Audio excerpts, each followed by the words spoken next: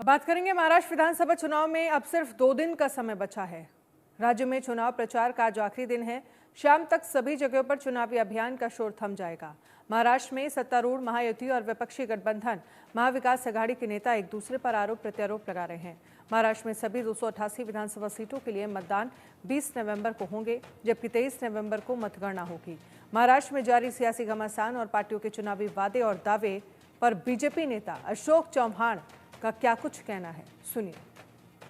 विधानसभा चुनाव का प्रचार प्रसार आज आखिरी दिन में इंटर कर चुका है और आज हमारे साथ एक बेहद खास मेहमान मौजूद हैं। महाराष्ट्र के पूर्व मुख्यमंत्री हैं और बीजेपी के महाराष्ट्र में एक बड़े चेहरे हैं, अशोक चौहान जी। सर, स्वागत है आपका ITV नेटवर्क पे। सर, चुनाव प्रचार प्रसार का आज आखिरी दिन है। मराठवाड़ा, जिस तरह से महायुति को यहाँ पे एक ब्लो लगा था लोकसभा इलेक्शंस में, उसके बाद पूरी जिम्मेदारी आपके कंधे पर आई है, तो किस तरह से आपने यहाँ के लिए स्ट्रैटेजी बनाई है? ये चुनाव है, चुनाव में क्या युद्ध होता है और युद्ध में तो स्ट्रैटेजी होनी चाहिए अपने को। और जैसे कि तजुर्बे के साथ मैं कह सकता हूँ कि बीजेपी ने बहुत अच्छी तरीके से पूरे मराठवाड़े में और पूरे महाराष्ट्र में भी बहुत अच्छी तरीके से कैंडिडेट भी दिए हैं। अपनी कैंपेन की स्ट्रैटेजी ठीक से करके वो भी चल रहा है। सोशल मीडिया है, वहाँ पर लोगों तक पहुँचने का जरिया, उनकी बात करना है, पब्लिक मीटिंग्स, बड़े लीडर्स, सभी ओवरऑल टोटलिटी में अगर देखोगे तो the campaign has been done very well and today is the last day for campaigning. Sir, Lok Sabha चुनाव में करारी हार हुई महायुति के यहाँ पे, तो लोकसभा से अब तक विधानसभा तक पॉलिटिकल हवा में कितना डिफरेंस आया है? कितने एश्योर्ड हैं आप यहाँ से? 46 सीटों में से कितनी सीटें? देखिए, लोकसभा का इशू अलग है, जैसे नेशनल बेस्ड इश्यूज रहते हैं, ये इलेक्शन स्टेट का है, तो स्वाभाविक है कि स्टेट के इश्यूज पे ज़्यादा फोकस है, स्टेट गवर्नमेंट की परफॉर्मेंस पे फोकस है और कैंडिडेट की इंडिविजुअल पर्सनैलिटी और उसका परफॉर्मेंस ये भी काउंट करता है। मुझे we are better placed in this. Other factors, social factors भी काउंट करते हैं, तो सब मिला कुल मिला कि it's a combination of various factors which work towards the success और failure of a candidate. I think we are fairly placed in this present election with Mahayuti partners working together और अच्छा माहौल है। मुझे उम्मीद है कि हम लोग विल बी थ्रू। सर, करीब 9 महीने हो चुके हैं आपको बीजेपी में आए हुए, तो कितना एक्सेप्टेंस अब आपको लोगों में मिल रहा है यहाँ पे? देखिए, I am always a party worker first. Acceptance non acceptance issue मेरे लिए, because I work for the party and then for the any other issues. So I have just started working for the BJP. I am a part of the system now and I am working sincerely. Congress में था तो वहाँ भी sincerely काम करता हूँ, यहाँ भी मैं सिंसियरली काम करता हूँ और जब लगन से काम होता है तो रिजल्ट मिलता है। सर, जिस तरह से लाडकी बहन योजना महाराष्ट्र में लाई गई, तो उसके बाद काफी एक एज दिख रहा है महायुति को।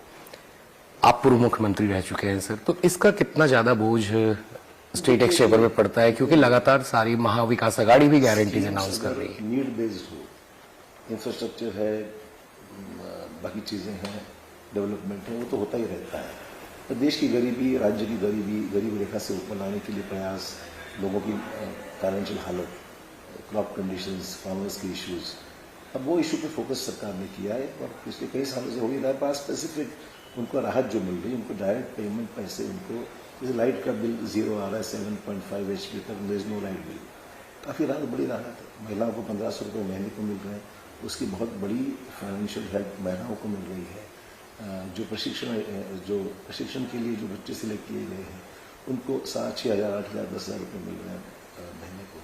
I think financial assistance to raise the people above the poverty line और उनको असिस्टेंस अगर फाइनेंशियल रूप में डायरेक्टली बेनिफिट होता है तो I think it's a big boost. It's a part of the welfare schemes जो गवर्नमेंट ने की है, सिलेंडर मुफ्त देने का मामला है। तो I don't call it freebies, I am talking about the welfare of the people which is utmost important. Accordingly you see that people are quite satisfied, उनकी जो फाइनेंशियल हालत है उसमें बहुत बड़ी राहत है इसकी। सर, मराठवाड़ा में मराठा रिजर्वेशन का एक बहुत बड़ा इशू रहा।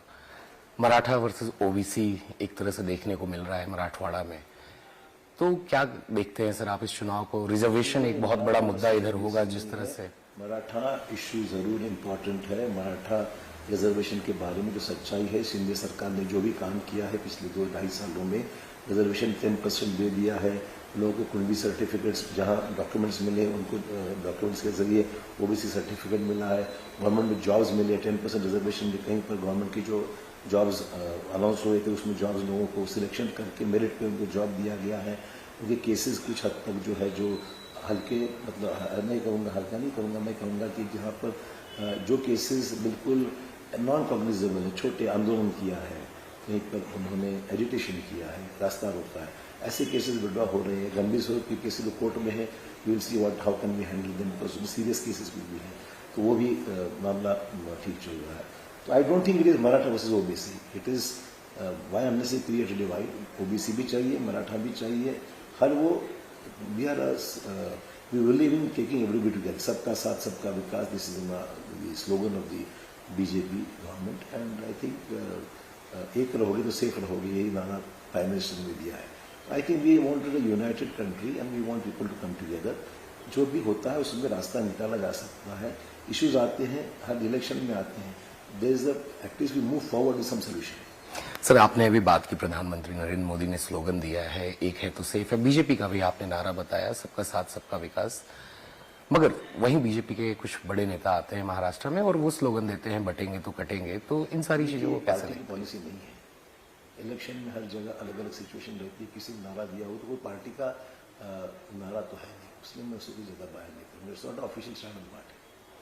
सर, राहुल गांधी आते हैं महाराष्ट्र में, कास्ट सेंसस की बात करते हैं, फिर वो कहते हैं कि अगर महाविकास आघाड़ी सत्ता में आती है तो जो सीलिंग है रिजर्वेशन का उसको 50% से ऊपर बढ़ा दिया जाएगा, जिस तरह से तमिलनाडु में। देखिए, राहुल गांधी जी इस क्षेत्र में शायद उनकी जानकारी कम है, लीगल इश्यूज इन्वॉल्व है, सुप्रीम कोर्ट इसमें है, 10% रिजर्वेशन की मर्यादा सुप्रीम कोर्ट ने तय की है, काफी बहस भी उसमें हुई है। There has to be some legal remedy to all this problems, और सबको अकोमोडेट करना है तो there has to be some solution. तो ये उन्होंने अपना एक ओपिनियन दी है, but there are legal experts who have been consulted. Every caste और community which want some sort of benefit through reservations, they have to be accommodated through a legal process. Sir, जिस तरह से लगातार महायुति पे आरोप लगाते आ रही है महाविकास आघाड़ी, सारे टॉप नेता जो उधर के हैं आप लोगों पे आरोप लगाते हैं कि किस तरह से संविधान यहाँ खतरे में है। झूठ नैरेटिव सेट करने का प्रयास है, लोकसभा में किया था, कोई संविधान में बदल करने का सवाल ही उठता नहीं। सुप्रीम कोर्ट ने बात क्लियर की है कि देश का संविधान कोई बदल नहीं सकता है, जो मूल तत्व है। संविधान के बारे में हो, रिजर्वेशंस के बारे में हो, क्लियर कट स्टैंड है, we go by the constitution of this country and constitution provides this reservation, so there is no question of change the constitution. विपक्ष ये भी आरोप लगा रहा है सर कि जितने भी बड़े प्रोजेक्ट्स हैं एम्प्लॉयमेंट को लेकर वो महाराष्ट्र से बाहर शिफ्ट किए जा रहे हैं। आप लोग लगातार आप बताते आ रहे हैं कि एफडीआई सबसे ज्यादा यहाँ है। बिल्कुल गलत बात है। मेरे ख्याल से हमारे डिप्टी चीफ मिनिस्टर और इंडस्ट्री मिनिस्टर ने साफ बयान दिया है, Maharashtra has taken the maximum number of investments in MOU signed and investments made. ये फॉल्स प्रोपेगेंडा है। Figures will tell you Maharashtra has got maximum number of investors who are coming to Maharashtra, इसलिए employment opportunity Maharashtra में बढ़ेगी और state is one of the leading states in the country. Sir, अगर महायुति फिर से सत्ता में आती है तो क्या आप बीजेपी का सीएम फेस देखना चाहते हैं? I can't comment on this. Every party has its own, अपना खुद का एक स्टैंड रहता है। हम पार्टी के लिए काम करते हैं, पार्टी जितना करती है अकॉर्डिंगली पार्टी का फैसला अंतिम होता है। सर, मेरा आखिरी सवाल है आपसे, महाराष्ट्र के लिए ये चुनाव बहुत ही महत्वपूर्ण है क्योंकि इसका इंप्रेशन नेशनल पॉलिटिक्स पे भी जाएगा, तो आप कैसे देखते हैं? क्योंकि एनसीपी वर्सेस एनसीपी की भी बैटल है यहाँ, शिवसेना वर्सेस शिवसेना। चुनाव में जो पार्टी स्प्लिट हुई है उनके लिए पहले टेस्ट है ये। I think we are performance के साथ बातें होती है। एनसीपी हो या शिवसेना शिंदे जी की हो या अजित पवार जी की एनसीपी हो या बीजेपी हो, तीनों ही महागठबंधन जो हमारा है, महायुति जो है, उसका एक हिस्सा है।